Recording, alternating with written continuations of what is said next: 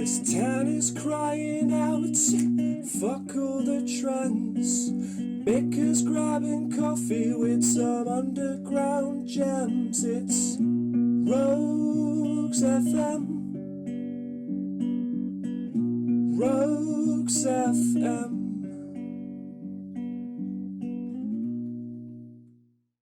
Hey, this is Gary Holt from Slayer and Exodus, and I caught wind that Kaspar Rapkin is releasing his newest single, Jersey Farm Blues. Make sure you check it out on the 20th of May, 2020. I want to thank Kaspar for keeping the blues tradition alive. KBR Blues for Life. It's definitely like, I'm happy that you made it somewhat cheerful. I don't know why I stretched there, sorry. But no, like, I'm happy that you didn't make it as miserable as it sounds, if you know what I mean. You still kept true to what you wanted to sound like. That sounds good. Yeah, to me, like, the idea behind it. Well, Seb had that riff actually. He wants to use it with Wink, but Wink didn't. Said it wasn't for them. So he took it to the Swamp Dogs, and then I wrote the words over it. But with a riff like that, to me, it was supposed to be a party song. You know. Yeah. Just it's a boogie. In a literal sense, well, in a traditional sense, that's like a blues boogie, just a that's a party song in the blues world. So I wanted to write a song that had a blues format with poppy lyrics, but was mixed like a Foo Fighters or like a big rock anthem song. Totally. So that's kind of the idea behind that, and it's out on the 20th of May. Hell yeah. Yeah. Hell yeah. What day is that? That'll be a Wednesday, right? Not a Friday. Yeah, Wednesday. Fuck yeah. It's that day because I like the sound of 20.5.20. Yeah. Like, I want that to be my Call of Duty name tag. With like lowercase the ultimate promotion X, method, X. setting your release date as your Modern Warfare gamer tag. Wait, is it actually your tag, or did you just want it to be your tag? No. Oh, okay. Nah, my PS4 tag is Caspian101. Add me up. Hell yeah. Apex Legends. Yeah. Let's do it. We mentioned it before, but I wanted to wait to come back around to it. You did spend some time out in New Orleans, and you did, I don't want to say stuff too wanky, but you did kind of get your name out there a bit, and you learned a lot, and you kind of delved into the culture you always wanted. Mm-hmm. And I feel like you know where your heart is. Like, do you want to just talk about like any stories or feelings, things you learned out there? Because like what I know, at least, like there's so much that you've accomplished out there alone. Like, so good. Well, the story is my parents were great enough beyond great enough to take me there for my 18th birthday. So I went there I've been 3 times. So the first time was as a tourist. Yeah. But I brought my guitar with me. I brought my Strat. Nice. Because they're bolt-on necks, you can take off the neck. Take them apart, yeah. I didn't pay an extra suitcase for it. I just put it in the suitcase, wrapped it in clothes, and that's why the neck is dented now and stuff. But it was worth it because it's a story. On my 18th birthday, I performed in BB King's Blues Club. Yeah. There's 5, but I played in the New Orleans branch, obviously. And I performed with Tony Gentry and his band. And so cool. After that performance on my birthday, the sound guy came up to me and said, like, I've got a friend who owns like a multi-million-dollar studio. Do you want to come and record there? I was like, yes, please. Yes. And that's kind of that side of it. I spent the rest of my holiday hanging out with this guy who just introduced me to loads of people and introduced me to, that was more like it was a load of business meetings essentially. And then we decided I'd go back in February. So my birthday's December 16th. So 2 months later I would return.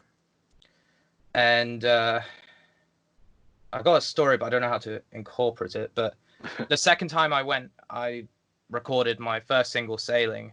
Yeah. And it's just a blues funk thing. I also recorded my cover of Sgt. Pepper's there as well, because we wanted to do like a UK, US, British invasion type tribute, I guess. But my story is, and this is probably like my favorite story of the whole thing, is the second journey. My flight was delayed by a day.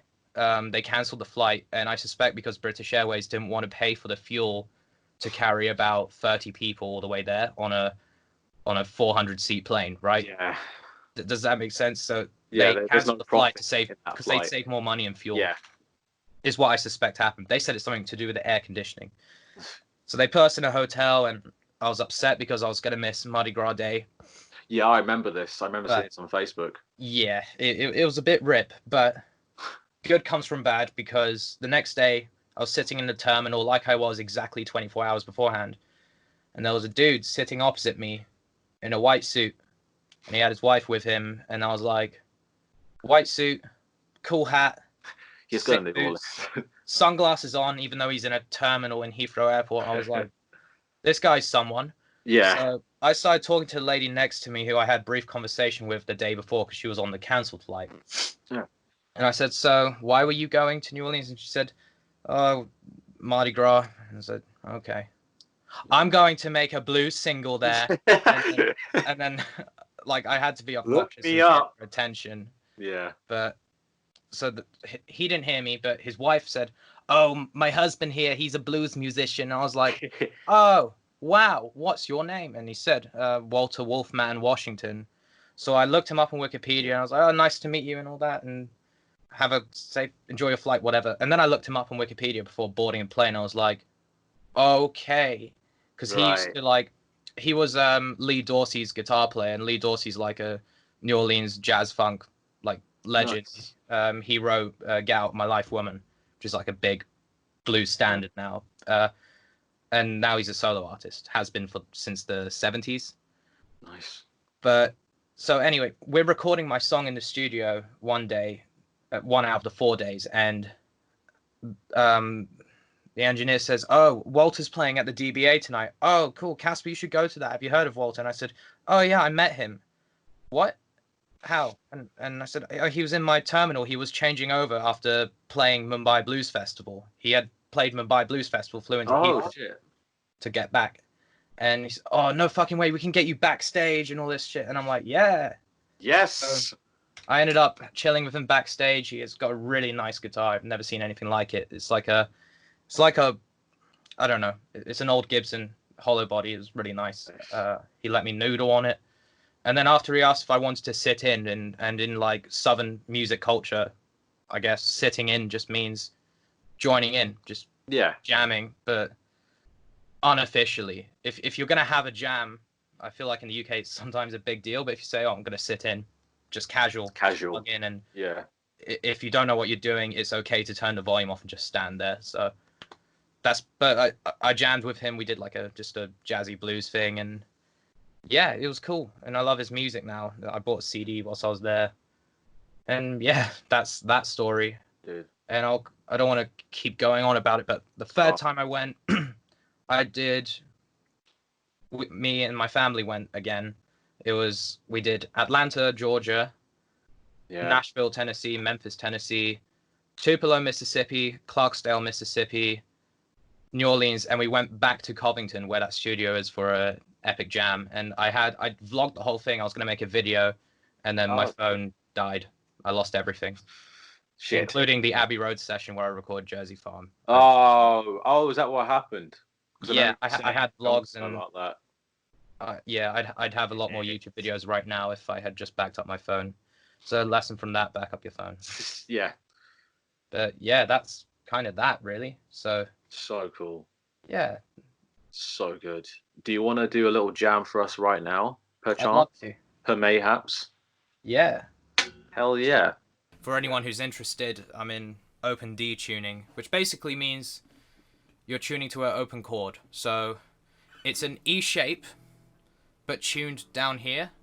Did that make sense? So if you're doing this, if you bar this, it's an E chord. Yeah. E chord, that's just D. Mm-hmm. Not even that, all the strings are just, It's like Dadgad, except the G is F sharp. And yeah, Dadgad would sound like this. But you're flattening that third. I don't know. I'm gonna play some slide now. So I'll mute you, recording on there, and turning this down. So.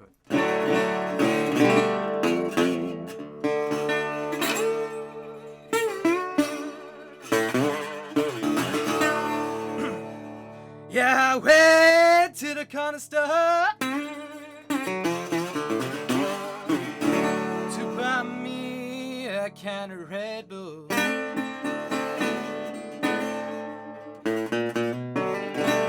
I went to the corner store to buy me a little bitty can of Red Bull. I took out all the change I had, only had enough for 250 bills. Ooh, I got a can home, I showed it to my poor mother. Ooh, I got a can home, I showed it to my poor mother. She said, I'm gonna taste from you, this will kill you someday.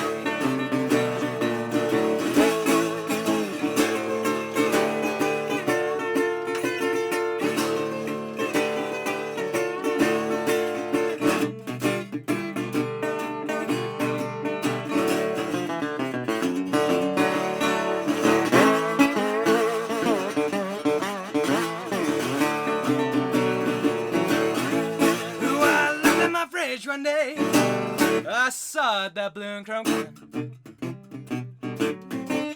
Ooh, I looked in my fridge one day, I saw that blue and chrome can. Ooh, I got it down in one and my poor heart stopped beating. Ooh, wake up, mama, turn your lamp down low. I said, wake up, mama, turn your lamp down low. You had some nerve to drive Papa Rapkin from your door.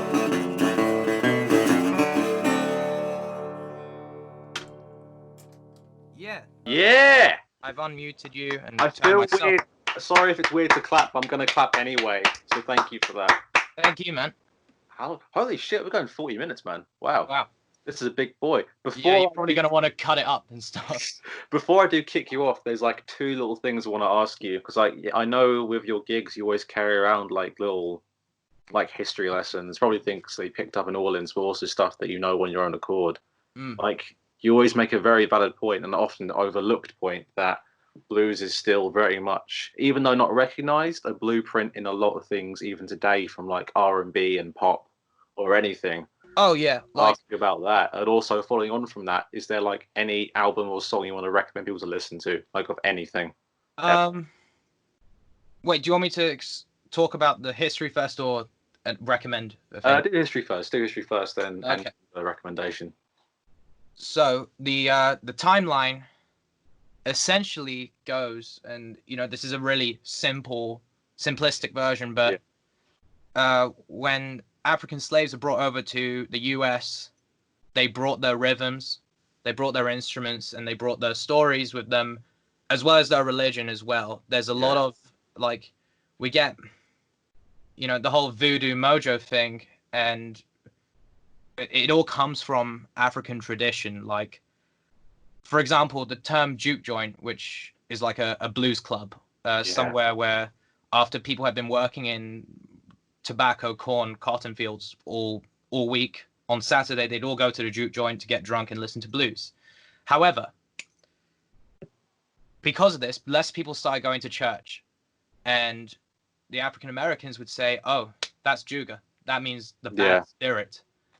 They're going to the juke joint, juga, bad spirit, juke joint, drinking, blues, devil's music. That's where that all comes from.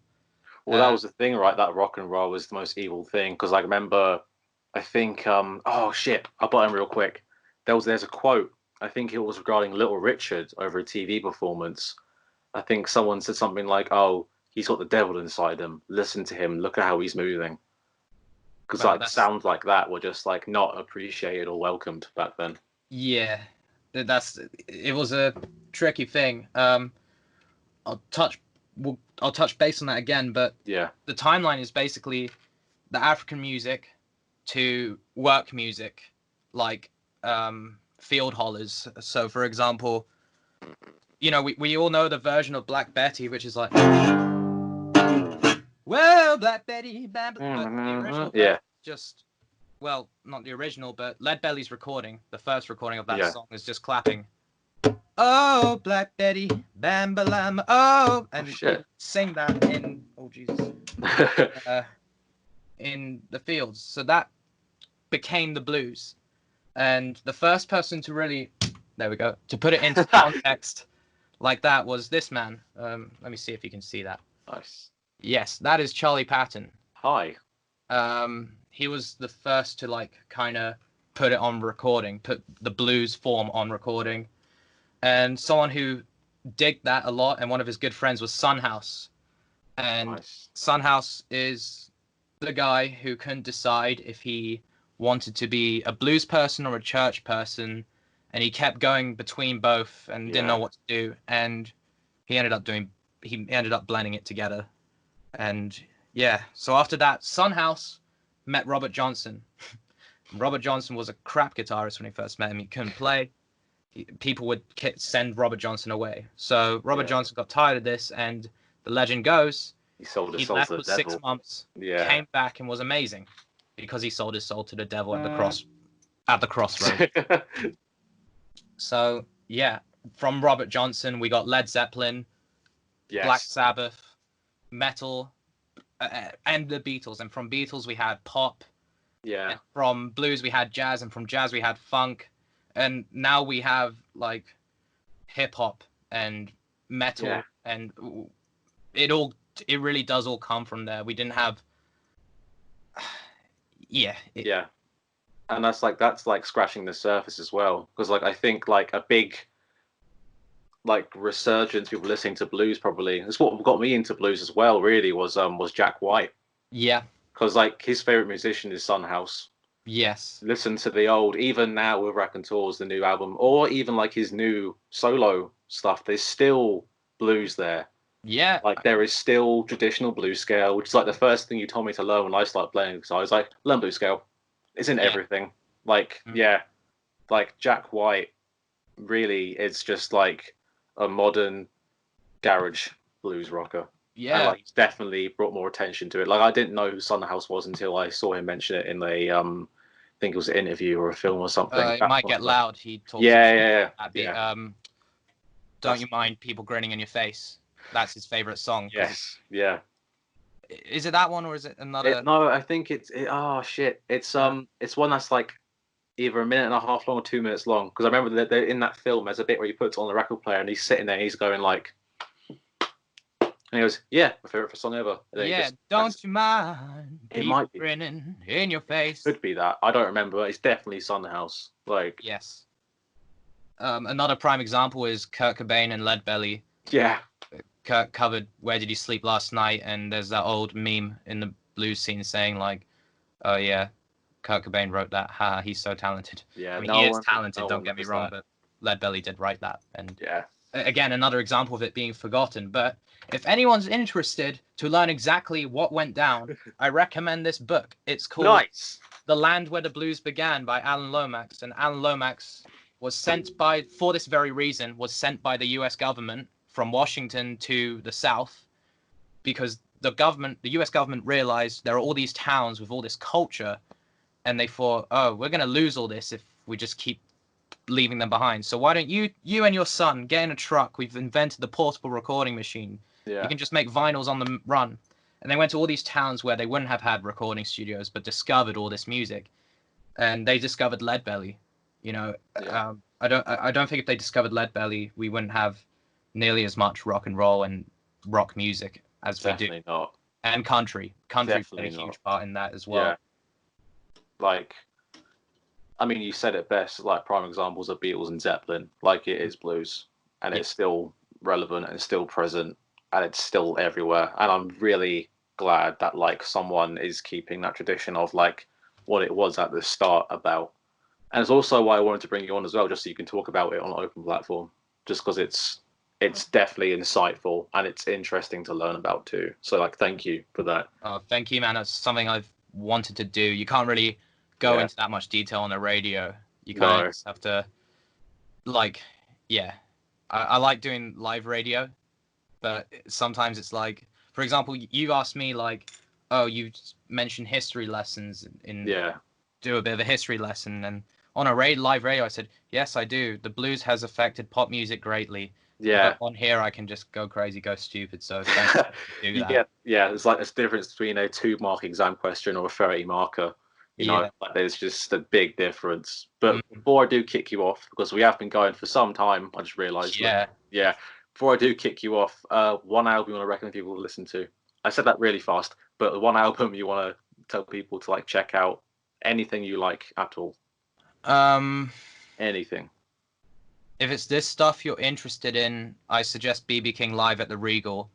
Nice. Put that on. Put yourself in sensory deprivation. Don't do anything. Don't scroll at your phone. Just put that on and really listen. Like, listen to the words. Listen to the, like, his backing band for that show was amazing. Yeah. You know, people say, oh yeah, you got to sing expressively, but everyone, he had horns and piano and drums and backing him, and everyone was doing something expressively. Even the drums were just playing in a way that was everyone was talking. That whole album's a really interesting conversation of blues. Nice. Is how I can put it. Awesome, dude. Right, thank you very much for swinging by today, man. Oh, my pleasure.